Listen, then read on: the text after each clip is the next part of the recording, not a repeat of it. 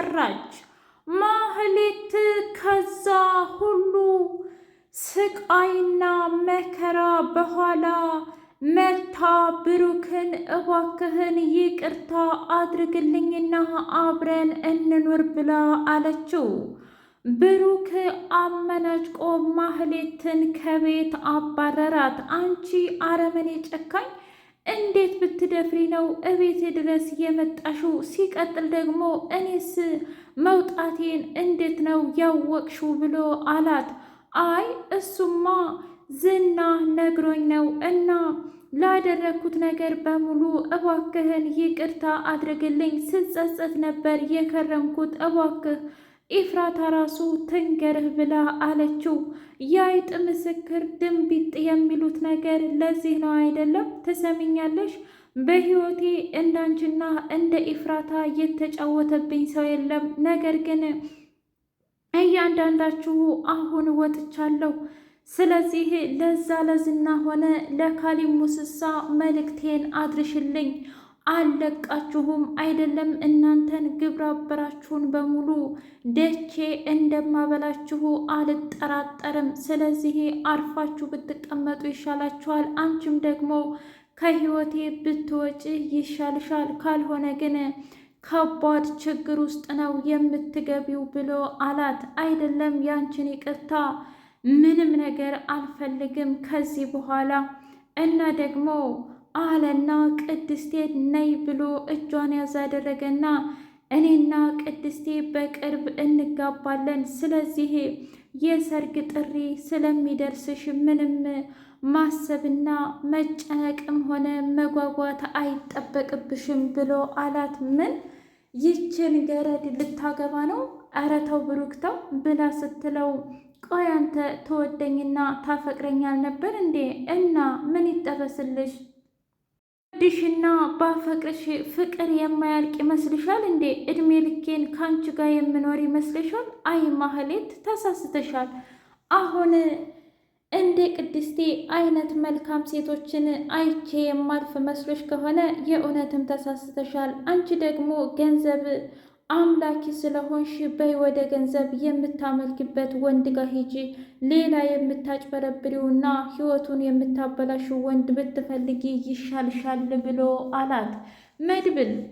መድብል እና ብሩኬ ቁጭ ብለው ስለ ቅድስቴ ማውራት ጀመሩ። ወንድሜ እስኪ ንገረኝ ስለ ቅድስት ምን ይሰማሃል ብሎ ሲለው ምን ማለት ነው ወንድሜ? እንደዚህ አይነት ነገር ደግሞ ካንተ ጋር ላውራ እንዴ? ምን ችግር አለው? እኔ ታላቅ ወንድምህ አይደለሁ እንዴ? በዛ ላይ አንተ በሄድክበት ሰዓትና ምሳሌ በታገተችበት ሰዓት እሷ ጥዬ ሄዳለሁ ቤቱን። ቅድስቴ አደራ ልጅ የነበረች አደራዬን መወጣት አልቻልኩም። ጋሸም ደግሞ አልመጣም። ስለዚህ ቃልህን አጥፋሃል እያለች ስታስጨንቀኝ ነበረ።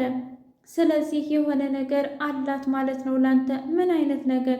ምናልባትም አንተ ሳታውቀው ልታፈቅርህ ወይም ልትወድህ ችላ ይሆናል።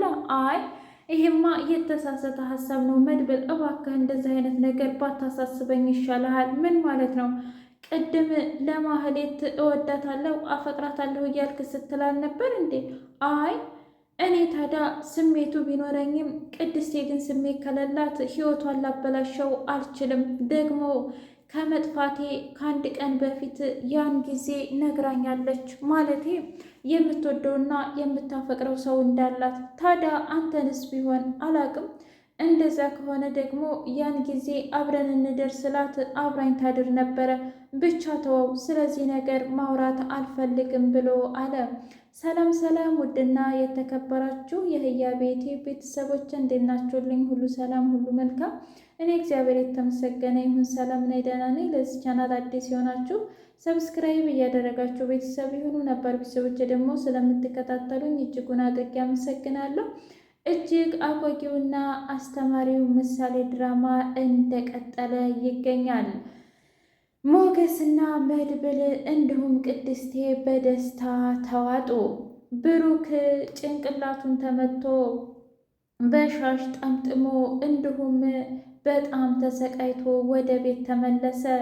በጣም ደስ አላቸው። ዳጣ ብሩኬ ታውቃለህ፣ ዳጣ ብሩክ ብዬ ልትጠራኝ ነበር።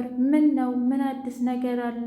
አዎ አሁን አባትሽ ተመልሶ መጥቷል ብሎ ሲላት፣ ለነገሩ ሁለተኛ አባት ትሆነኝ እንደሆን እንጂ አንድ ደስ የሚል ሰርፕራይዝ አለኝ ብላ አለችው። ምንድን ነው ሰርፕራይዝሽ? እናትና አባቴን እንዲሁም ደግሞ ቤተሰቡን አግኝቻለሁ። አባዬን አግኝቻለሁ። እውነትሽን ነው? ይሄንን ማመን ይከብዳል። አዎ እውነት ለመናገር እናቴን ግን በህይወት አለች እንጂ በአካል አላገኘኋትም። ታዲያ እኮ ትልቁ ነገር ይሄ ነው ዳጣዬ፣ በጣም ደስ ብሎኛል። አንቺ እኔስ ብትል እኔም በጣም ደስ ብሎኛል። በዛ ላይ ብታያት ውሃ የምትባለዋ ልክ እንደ ውሃ በጣም ምስኪን ነች። ብታይ ብቻ ምን ልበልህ፣ አረ በጣም ደስ ይላል። አንቺን ደስ ስላለሽ በጣም ደስ ብሎኛል ብሎ ፍቅሩን ገለጸላት። በሌላ በኩል ቅድስቴ በል እስኪ ምን እንደምትበላ ንገረኝ ብላ ስትለው፣ አረ ምንም ችግር የለውም ቅድስቴ፣ ብቻ አንቺ ስሪው እንጂ ሁሉንም ነገር እበላለሁ ብሎ አላት። እናም ፍቅራቸው ወደ ቀድሞ ቦታ እየተመለሰ ይገኛል። ምሳሌ አባዬ፣ ያኔ ወደ ውጭ ስንሄድ ያልከኝን ታስታውሳለህ? ምንድን ነው?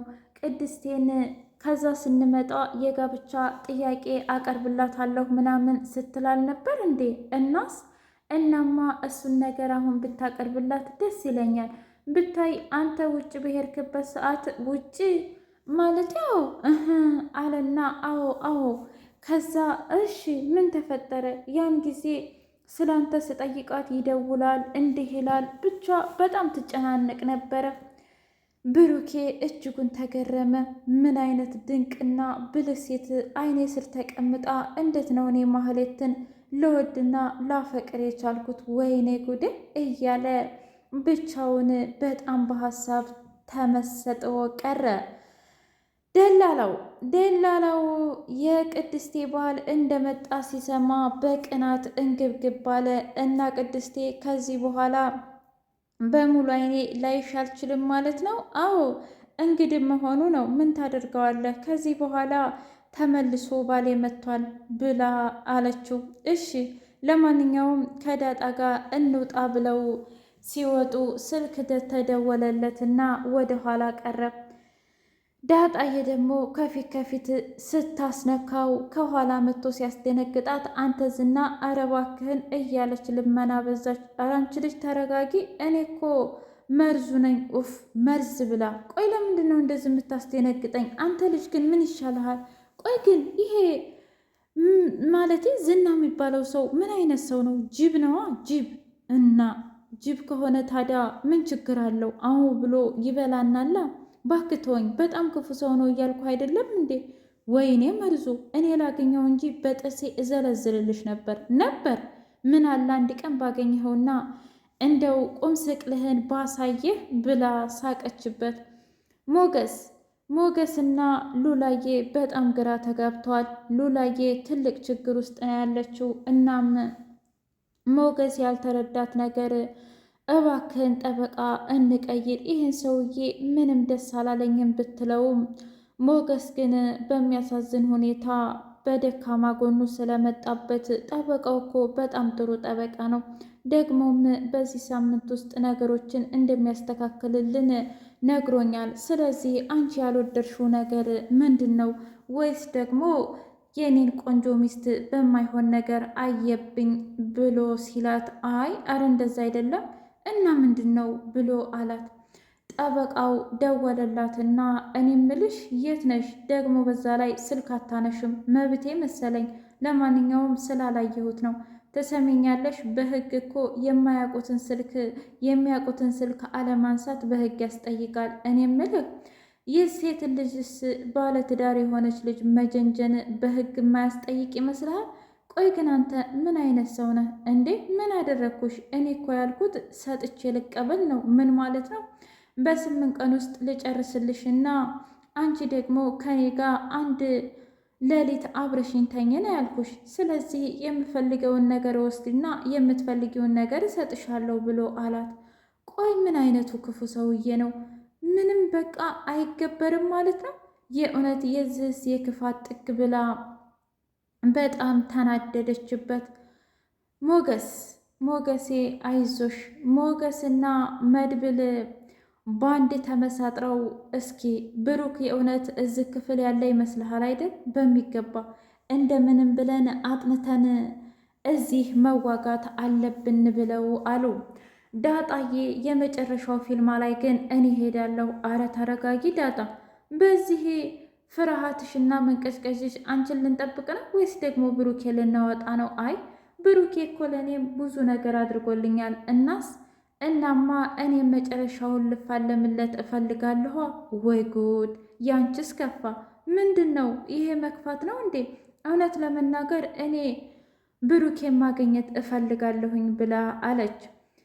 መድብል ለቅድስቴ እውነት ለመናገር ብሩክ በሕይወት ያለ ይመስለኛል ቅድስቴ ብሎ አላት። እንዴት? ምን አይነት ስሜት ተሰማህ? አላቅም ብቻ ያንን ግቢ ካየው በኋላ ምናልባት ብሩክ በጣም ተሰቃይቶ አዝኖ ልቡ ተሰብሮ እንዲሁም የሞራልም ሆነ የአካላዊም ጉዳት ሊደርስበት ይችላል። ነገር ግን በፍጹም ነፍሱ የወጣች አይመስለኝም ቅድስቴ ብሎ አላት። እንደዛ ከሆነ ደስ ይለኛል። እኔ ፍቅሩም ቀርቶብኝ ሁሉም ነገር ቀርቶብኝ በሕይወት እንዲመጣ ነው የምፈልገው ብላ አለች። እንዴ ፍቅሩስ ሆነ ምኑስ ለምን ይቀርብሻል? እመኝኝ እሱን ታገቢውና ልጅ ትወልዳላችሁ፣ እኔም አጎት ሆናለሁ ብሎ አላት። ማህሌትና ዝና በከባዱ ጦርነት ውስጥ ናቸው። እሷ ብሩኬ ናፍቆኛል ግን የት ነው እያለች እየጠየቀችው ነው። ቆይ አንቺ ምን ቀረሽ? እኔ አሁን ላይ ዝና እውነት ለመናገር ቤቱንም ሆነ ምኑንም አልፈልግም፣ ነገር ግን ብሩክ ያለበትን እፈልጋለሁ ብላ አለችው። ምን ነው አልሳካልሻለ አይደል? እኔንም ማጠመድሽ አልሳካልሻለ፣ እንዲሁንም ካሌብንም ለማጥመድ አልሳካልሻለ። ስለዚህ የመጨረሻ አማራጭሽ ብሩክ መሆኑ ነው አይደል? ብሩክ ከዚህ በኋላ አይመለስም። ምን ገለኸው ነው እንዴ? ኧረ አንቺ ሴትዮ ተረጋጊ። ያለነው እኮ ምግብ ቤት ነው። ስለዚህ አንዱ መጥቶ ጋማዬን ብሎ እስር ቤት እንዲከተኝ ነው እንዴ የፈለግሽው? ትሰሚኛለሽ? የምትበይው፣ የምትጨጭው፣ የምትዝናኙ በእኔ ገንዘብ መሆኑን እንዳትዘነጊ። ቆይ አንቺ ግን በዚህ ልክ የናፈቀሽ ማለቴ ፍቅሩ አልወጣልሽም ማለት ነው እንዴ? ምን ማለት ነው? አይ ያው አንቺ የምትወጂውና የምታፈቅሪው ገንዘብ ነው ብዬ ነዋ። ለማንኛውም ማህሌት አሁን የብሩክን ቤተሰቦች የእውነት ደሃና ወይስ ደግሞ መካከለኛ ወይስ ሀብታም? አይ ምንም አይሉም፣ እንደዛ ሚዲየም ነገር ናቸው። እናስ ምን ፈልገህ ነው አንተ ግን? እናትና አባት አለው? አረ የለውም፣ ማለቴ በልጅነታቸው ነው የሞቱት እና መድብልና እንዲሁም ብሩኬ ብቻ ናቸው ያሉት ብላ ምን ሊያደርግ ነው እያለች